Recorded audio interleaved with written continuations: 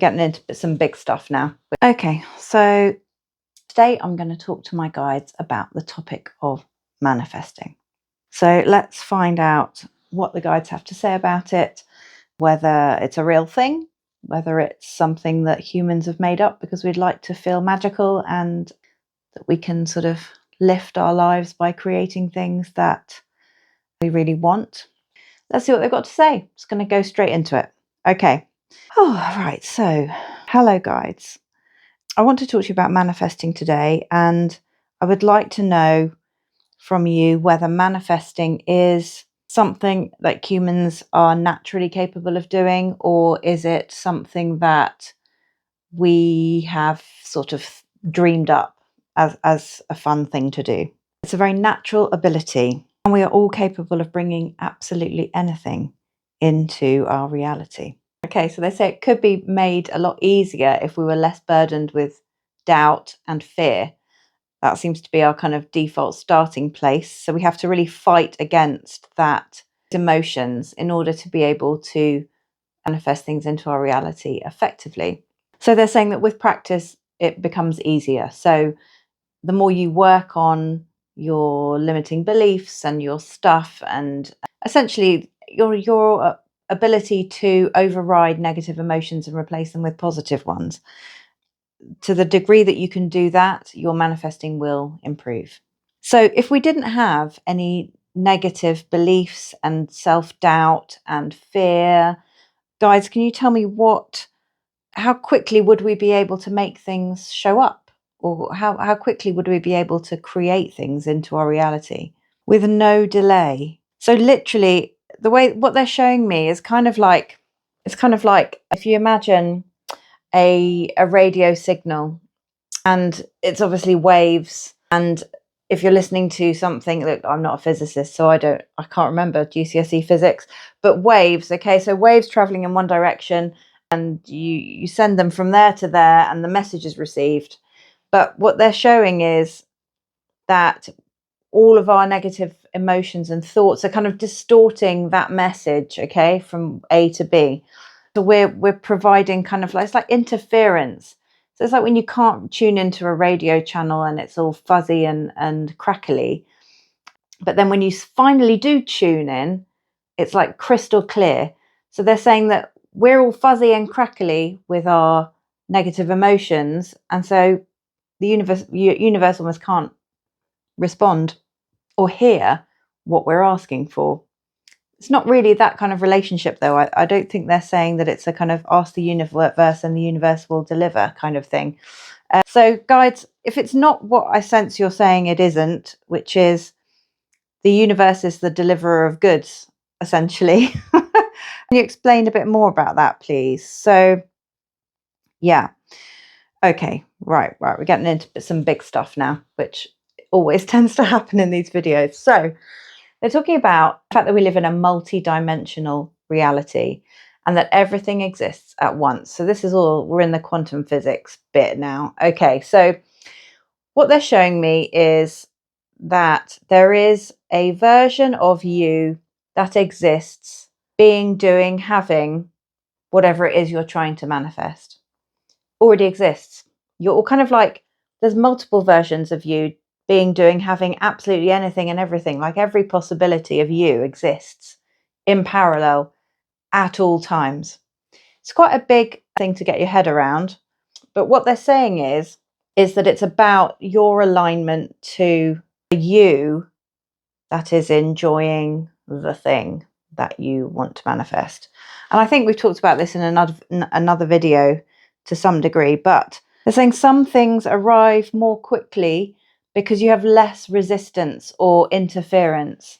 So some ideas of things, or perhaps your perception of something that you want to manifest, say a bunch of flowers, okay, you want to manifest a bunch of flowers versus you want to manifest a new house. Okay, weigh those up, okay? Most people looking at those two options, bunch of flowers, new house, they're going to go, I think it's going to be a lot easier to wangle a bunch of flowers than it is to get a new house. But what they're saying is that there is literally no difference between one and the other.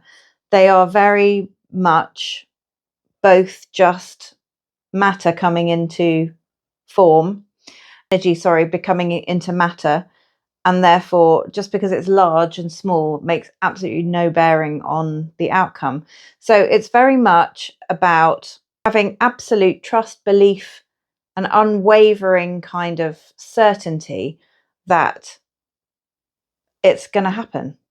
And what that will do is put you in the shoes firmly of the person who has manifested the house. So you have to kind of literally be in the shoes of. And they're also talking about that the human body does not, or the mind and body do not see or understand the difference between a practice run and the real thing.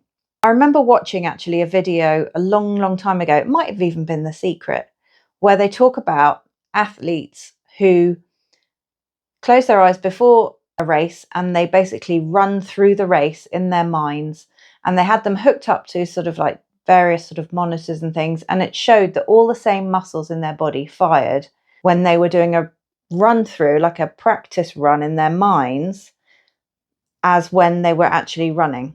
So we don't physically know the difference. It's a bit like when you dream as well. When you're dreaming a brilliant, clear, crystal clear dream, don't know that it's not real until you've woken up in the morning again, and then you go, oh yeah, that was a weird dream. So it's kind of like we can exist in multiple places and scenarios in our minds, whether our physical body feels like it's there or not yet. We can take ourselves there. Okay. What else would you like to add about manifesting, guides? Can you describe, please, the process of manifesting? Like, what is actually happening when we manifest something into our reality? You are morphing into the version of yourself that you are trying to manifest.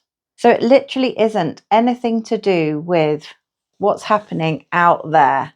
It's nothing to do with the thing I want is out there and I'm going to make it come towards me. It's everything to do with what is going on in here and altering that inner world until it becomes a match to the version of yourself that is experiencing what you want. So it is 100% an inside job. It's got nothing to do with what is going on around you, your environment, absolutely zero. How can we change our beliefs and sort of limiting doubts and fears in the quickest way possible to be able to create the reality that we want? So what's the fastest way to that outcome, please? Working on releasing them. Okay, so what method or technique can you share or recommend that would allow us to release those emotions, feelings, doubts, concerns as quickly as possible? What is the quickest way to do it? So you're saying serious will be the best way forward. I'm not sure what you mean by that. What is, when you say serious, what are you talking about? Is this a person? Is it a place? It's a planet. Yes. Okay. It's a planet. And how can we use Sirius here on Earth? So if you could explain that, please. Very much to learn from those who are from Sirius, from people from the planet Sirius. What do they do to release these beliefs? Oh wow. Gosh, I was not expecting that. They give their negative emotions to a really good tree, because the tree takes those emotions down into the roots and then sort of like transforms them and into the earth, and the earth kind of like does something to the emotion to sort of clean it up and transform it back into just good energy. So that's something that we can learn from the Sirius. What do you describe somebody who comes from Sirius, please? Syrians. Okay, there you have it. I love that.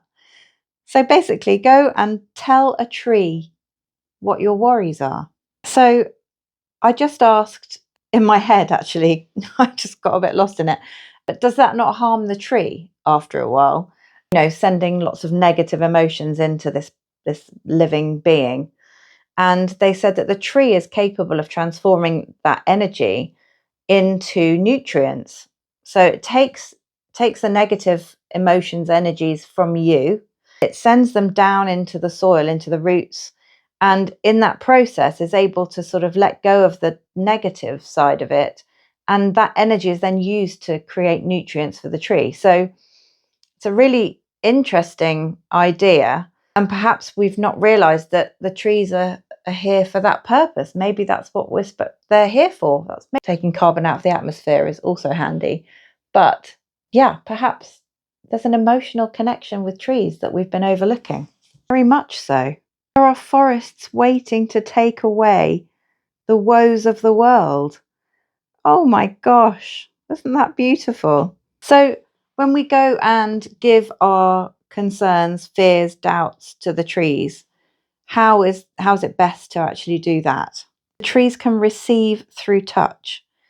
So if we put our hands on the tree and talk about what we're feeling, or just focus on the emotions. Oh my goodness. Okay, so you don't even need to be focused on the emotions or feelings or concerns or fears. Just go to the tree with the intention of releasing whatever there is to release. Put your hands on the tree, and the tree will cleanse your entire energy system of negative beliefs, worries, concerns, fears, the whole lot. How long does it take, this process? How long do we have to be stood there with our hands on a tree? Not that that's a bad thing. A very short amount of time. We're talking seconds, minutes, seconds. Wow.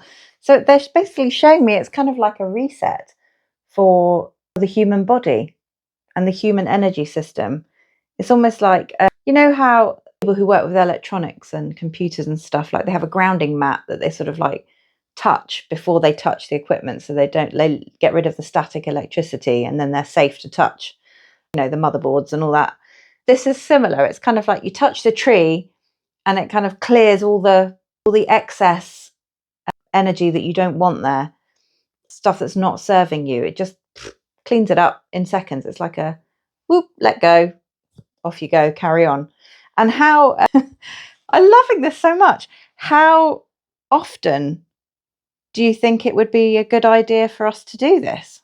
Twice a day initially. Well, yeah, I guess we're not really in the habit of letting go of our emotions, and I'd imagine they would all come back quite quickly. Give it a try and see the difference. Okay. Well, if anyone wants to try, I'm going to try it. I think it sounds amazing. I love trees. Let me know. Let me know in the comments of this video if you have been letting go of emotions and giving them away to the trees, and just what difference that has made to your ability to manifest what you want into your reality. They're hoping that this will start a big craze of people going to release their emotions with the trees. I think it's a great craze to start. I'm up for it. Trees will become the new therapy, fast tracking our consciousness, or the evolution of our consciousness. So we need them more than ever, not just for the climate. And they're saying just understand, get your head around the fact that the implications of this are very far reaching. Soldiers in battle. They're talking about soldiers in battle going to release their emotions with the trees. Like, what they're saying, wars would end very quickly, because if they did that, they would not wish to harm another soul. Yeah, okay, this is quite a lot, isn't it? And very fast, the earth will become like Sirius, a civilization which responsibly manages its emotions, focuses on good feeling emotions, and literally creates its reality on the fly. Wow. Okay, there we have it. Once again, I've gone into a video with a preconceived idea of what I think we're going to end up talking about. And once again, my guides have taken us down a rabbit hole of the most epic proportions. I love them for it. Hope you've enjoyed this. Please do subscribe for more crazy topics of conversation with my spirit guides. And I'll see you in the next one.